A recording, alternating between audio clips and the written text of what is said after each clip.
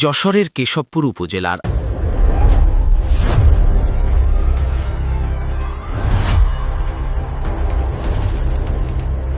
যশোরের কেশবপুর উপজেলার ৮ নং সুফলাকাটি ইউনিয়নের আড়োয়া গ্রামের বাসিন্দা ও কাটাখালী মৎস্য ব্যবসায়ী সমিতির সভাপতি রানা প্রতাপ বৈরাগীকে মনিরামপুর উপজেলায় সোমবার সন্ধ্যায় গুলি করে হত্যা করেছে দুর্বৃত্তরা।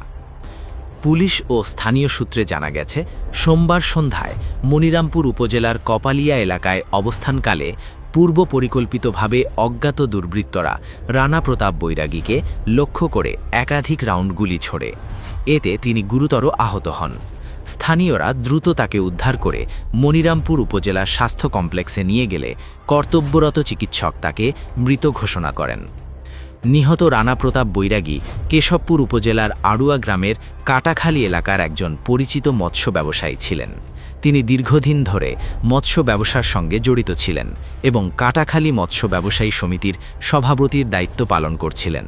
তার আকস্মিক মৃত্যুতে পরিবার, স্বজন ও স্থানীয় ব্যবসায়ীদের মধ্যে শোকের ছায়া নেমে এসেছে। খবর পেয়ে মনিরামপুর থানা পুলিশ ঘটনাস্থল পরিদর্শন করে এবং আলামত সংগ্রহ করেছে। পুলিশ জানায়, হত্যাকাণ্ডের পেছনে পূর্বশত্রুতা, আধিপত্য বিস্তার কিংবা ব্যবসায়িক বিরোধের বিষয়টি খতিয়ে দেখা হচ্ছে।